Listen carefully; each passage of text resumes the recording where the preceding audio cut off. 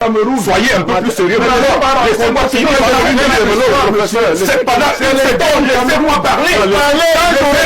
Vous allez répondre, monsieur Cameroun. Professeur Onang, ne permet au docteur de finir. Je dis simplement ceci, Mathias, simplement. C'est pas à toi que je m'adresse. Je dis simplement, je refuse qu'étant sur le plateau, j'adoube la thèse sur laquelle l'entrepreneuriat a été impossible pour nos dévanciers, que ce soit les Sopos, les Foto et tous les autres, et parce qu'ils l'ont été que parce que l'État leur aurait donné de l'argent. Notez qu'il y a des peuples qui entreprennent, et il y en a dans toutes les communautés. Il y a des gens qui entreprennent et qui réussissent. D'autres qui n'entreprennent pas. J'ai dit qu'il y a des peuples qui entreprennent, et on en a d'autres qui n'entreprennent pas. Les communautés. Et donc, de ce point de vue, cette logique de vouloir mettre, présenter. Voilà pourquoi je suis mis tout à l'heure à faire référence à cette littérature qui a parlé dans les années 80. Comment tu Parce que c'est précisément ce laisse-moi le bruitage. C'est la discussion. Laisse-moi finir. Monsieur Biapol et son système, ils ont fait du tribalisme, ça c'est mon avis, quelque chose, un élément de leur gouvernance. Vous avez quelques éléments concrets? Ah oui, mais écoutez, vous voulez qu'on ait quel genre de regard? Le pouvoir aujourd'hui, le pouvoir c'est d'abord la prise de décision. Ouais. C'est-à-dire qui impacte la société de manière directe. Cette prise de décision-là, aujourd'hui, c'est fait par qui? M. Biangongo et DCC. C'est clair. Maintenant, la protection, laissez-moi finir, la protection du pouvoir de Yaoundé est faite par les corps de sécurité et défense. N'est-ce pas? Vous avez le 7 qui est, vous avez le 7, vous avez la DGSN, vous avez le MIDEF. C'est les aires géographiques, la protection du pouvoir, la protection juridique du pouvoir. C'est-à-dire le Conseil constitutionnel, c'est des personnes qui appartiennent à la même aire géographique. Maintenant, vous avez la caisse de l'État. La caisse de l'État. Vous avez des gens qui tiennent la caisse de l'État, même s'ils, indépendamment de leurs compétences, parce qu'il y en a des très compétents, il y a le MINFI et autres, la caisse des dépôts de consignation qui a l'argent frais, la caisse autonome d'amortissement, c'est de l'argent frais, la CNPS, c'est de l'argent frais, c'est-à-dire c'est de l'argent, c'est du liquide là. Le patron du Cameroun à la BERC, des BERC nationales, c'est de l'argent frais. Tout ça, c'est une aire géographique, c'est-à-dire la caisse pour gérer. Docteur, est-ce qu'on ne va pas dire également... Tout ce que je suis en train de dire, c'est la structure de l'État, c'est-à-dire le cœur de l'État. Tout à fait. Voilà. Je vous relance quand même. Oui. Est-ce qu'on ne va pas également, si nous revenons justement en arrière, avoir également des cas où vous avez parlé par exemple du ministre de la Défense, on a eu également les Camerounais d'autres aires géographiques. Non. Si nous prenons le ministre des Finances, on a eu également les Camerounais d'autres ethnies. Si nous prenons ainsi de suite, ainsi de suite. Je ne refuse pas. Est-ce qu'on ne peut pas dire que ce qu'on appelle l'ordre de 432 n'a pas fait de rotation? Non, l'histoire, c'est-à-dire l'histoire de l'arithmétique là, ça m'intéresse pas beaucoup. Je parle du pouvoir, de la gestion du pouvoir, que le pouvoir. Donc on peut faire 50 ministres et donner au Sawadi ministre, même 15, même 30. Mais je vous donne là les éléments du cœur du pouvoir. Et pour vous dire qui tient le cœur du pouvoir.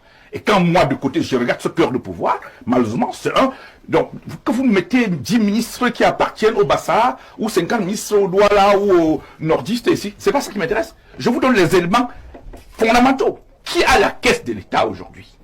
Qui a la signature de l'État? Qui a la protection de l'État?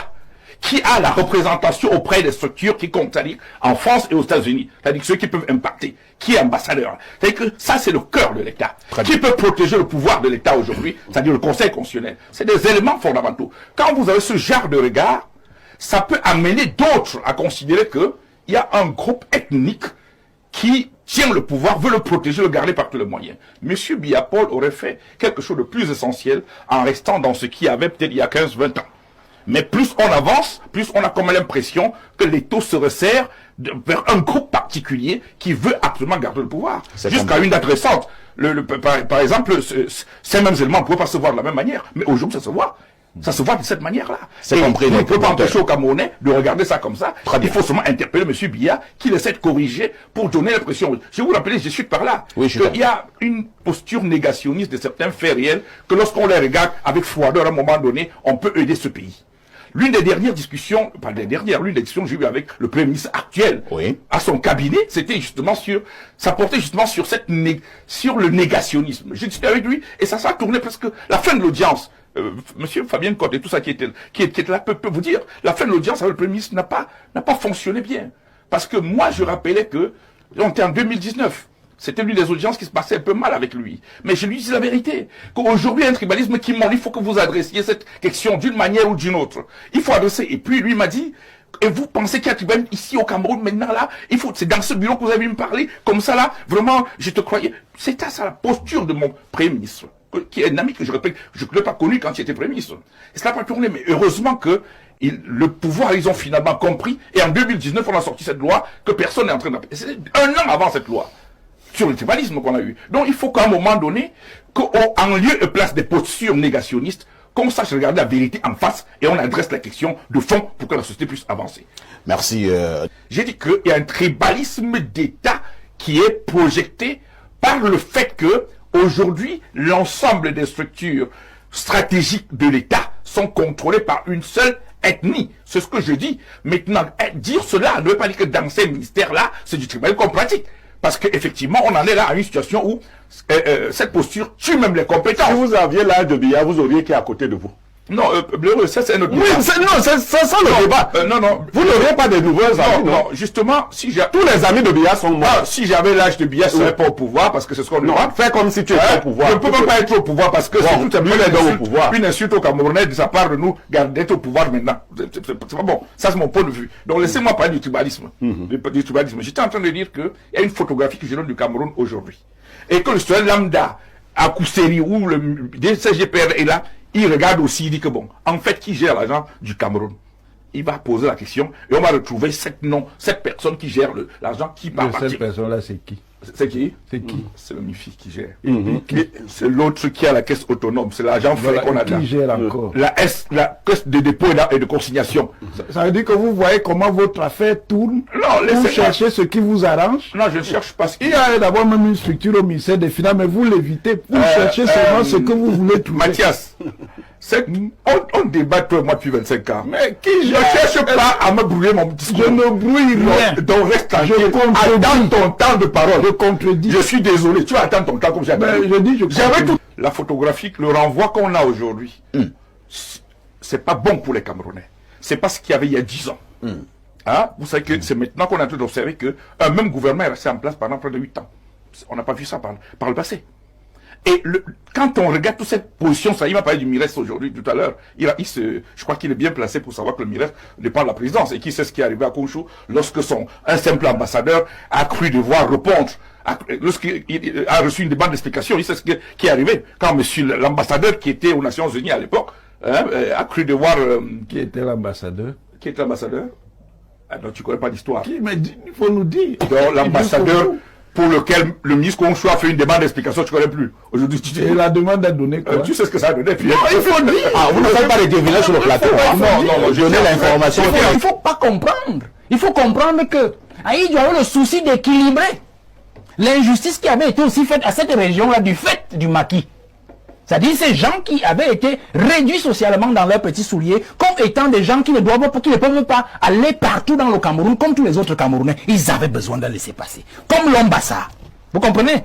Donc je veux dire, vous faire comprendre que la logique tribaliste, quand j'ai dit que l'État a été tribalisé, il y avait déjà, je ne vous permets pas pour ça, il y avait déjà. Il y a une ambiguïté fondamentale dans votre propos.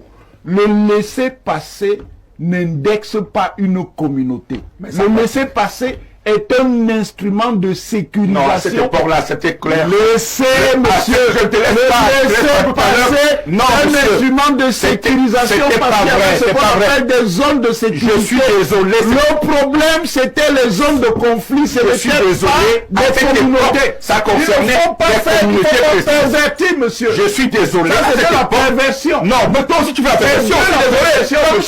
S'il vous plaît. Le laisser-passer n'était pas décidé. C'était bien qualifié. Faux, monsieur. Je suis dévoté. Faux. Calmons-nous, s'il vous plaît. Calmons-nous, s'il vous plaît. Calmons-nous. C'est Valère Bossala qui a la parole, s'il vous plaît. Pour donc régler les problèmes du contrôle politique de cette région, le président Aïdjo a donc envisagé des politiques permettant de renforcer les milieux économiques de l'Ouest. Et cela, il faut le savoir, a été fait au détriment d'autres milieux économiques, notamment les milieux économiques Sawa, comme on dit aujourd'hui, qui étaient fort présents dans le Mungo et qui ont été détruits par le maquis. Je m'inscris totalement en faux dans cette posture d'infantilisation de l'entrepreneuriat au Cameroun. Donc, il peut y avoir des études et tout autre, il en existe. Il y a eu des entrepreneurs, Betty, Douala, Bamileke et autres, les Sopoprises et autres. Je refuse la thèse qui voudrait faire croire que c'est l'État du Cameroun. C'est l'État du Cameroun. Laissez-moi finir. Mathias, soyez un peu plus sérieux. Laissez-moi finir. Laissez-moi parler. Vous allez répondre, monsieur. Professeur Onangine, permettez au docteur de finir. Je dis simplement ceci, Mathias, simplement. C'est pas à toi que je m'adresse. Je dis simplement, je refuse qu'étant sur le plateau, j'adoube la thèse sur laquelle l'entrepreneuriat a été impossible pour nos dévanciers, que ce soit les Sopos, les Fotso et tous les autres, et parce qu'ils l'ont été que parce que l'État leur aurait donné de l'argent. Notez qu'il y a des peuples qui entreprennent, et il y en a dans toutes les communautés. Il y a des gens qui entreprennent et qui réussissent les affaires. Qui n'entreprennent pas. J'ai dit qu'il y a des peuples qui entreprennent, et on en a d'autres qui n'entreprennent pas. Les communautés. Et donc, de ce point de vue, cette logique de vouloir présenter. Voilà pourquoi je suis mis tout à l'heure à faire référence à cette littérature qui a parlé dans les années 80. Comment tu veux que c'est précisément ce qu'est le bruitage? C'est la discussion. Laisse-moi finir. C'est précisément cette littérature politique. Ton argumentaire. Laisse-moi finir. Laisse-moi finir et tout ce que tu parles.